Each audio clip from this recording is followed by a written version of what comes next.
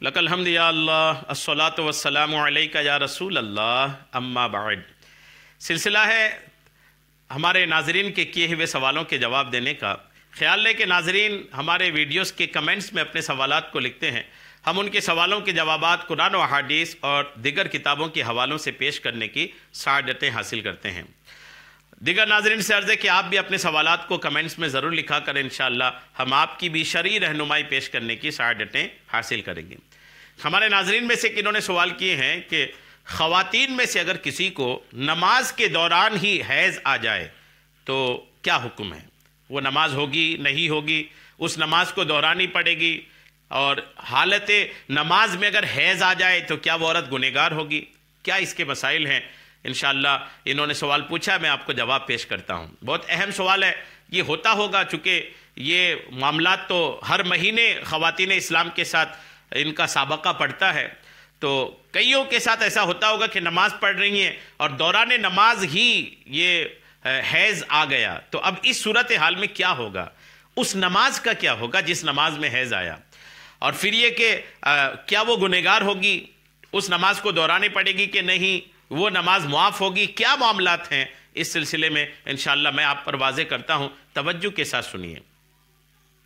اگر کسی عورت کو فرض نماز پڑھتے ہوئے ماہواری آ جائے، حیض آ جائے، تو اس کے لیے وہ نماز معاف ہے، یہ یاد رکھیے گا۔ وہ نماز، جس نماز میں حیض آیا وہ نماز معاف ہے، اس نماز کو دوبارہ پڑھنے کی پاک ہونے کے بعد حاجت نہیں ہے، اور اسی وقت سے نماز ختم کر دے۔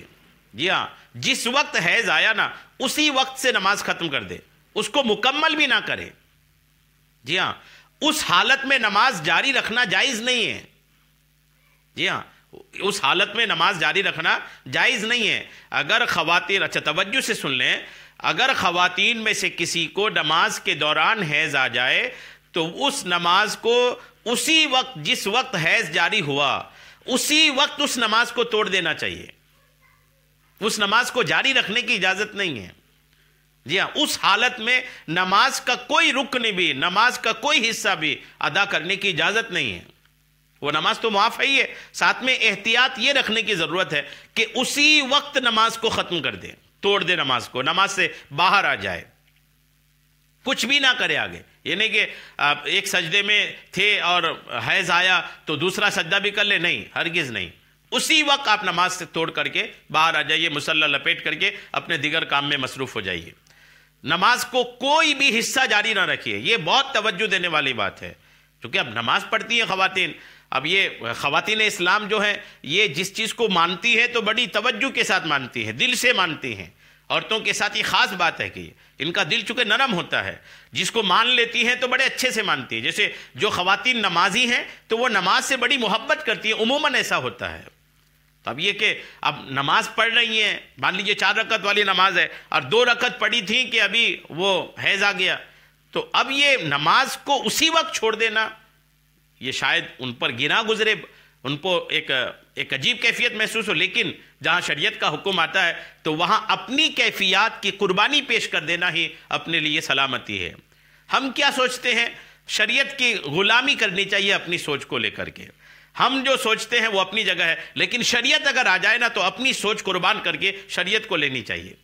تو آپ نماز پڑھ رہی ہیں اور نماز کے دوران جس حصے میں بھی نماز کے جس حصے میں بھی اگر آپ کو حیض آیا ہے تو آپ وہیں پر نماز کو روک کر کے باہر آ جائیے، وہیں پر نماز کو روک دیجئے۔ اس حالت میں نماز کا کوئی حصہ بھی آپ نہیں گزاریے، جائز نہیں ہے یہ کہ آپ اس حالت میں نماز کو کنٹینیو کریں، اور نہ ہی وہ نماز ادا سمجھی جائے گی، وہ نماز ادا بھی نہیں ہوئی۔ جی ہاں، وہ نماز ہوئی ہی نہیں، وہ نماز ہوئی بھی نہیں اور وہ نماز معاف بھی ہے۔ پھر معاف ہے تو ہوئی نہیں، یہ کیوں کہا جا رہا ہے؟ یہ اس لیے کہا جا رہا ہے کہ اگر وہ نماز ہو جاتی تو ثواب ملتا۔ اب جب نماز پڑھی نہیں، وہ ادا نہیں ہو پائی تو معاف تو ہو گئی لیکن ثواب نہیں مل پایا، اور پاک ہونے کے بعد اس نماز کی قضا بھی نہیں ہوگی۔ پاک ہو جانے کے بعد کوئی بولے میں اس نماز کی قضا کر لوں گی، جی نہیں، پاک ہو جانے کے بعد اس نماز کی قضا بھی نہیں ہے۔ اچھا، یہ فرض نماز میں ہے، یاد رکھیے گا، یہ جو اب تک جتنی باتیں ہوئی وہ ساری باتیں فرض نماز کے تعلق سے ہے۔ ظہر کی آپ فرض پڑھ رہی تھی کہ حیض آ گیا، تو یہ سارے مسائل ہیں کہ اسی وقت نماز سے باہر آ جائیے. آپ عصر کی، مغرب کی، فجر کی، پانچوں وقت کی نماز میں سے کسی بھی وقت کی فرض نماز آپ پڑھ رہی تھیں تو آپ کو حیض آیا، تب جا کے یہ سارے مسائل ہیں.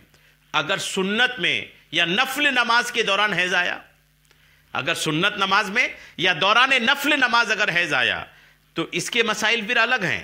فرض نماز میں حیض آیا اس کے مسائل الگ ہیں، نفل اور سنت میں حیض آیا اس کے مسائل الگ ہیں.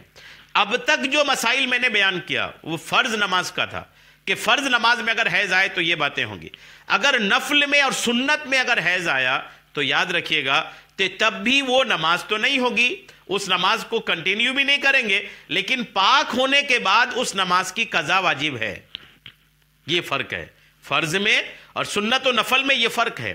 فرض نماز میں اگر حیض آیا نماز اسی وقت توڑ دیں، وہ نماز معاف ہے، پاک ہونے کے بعد اس نماز کی قضا ضروری نہیں ہے.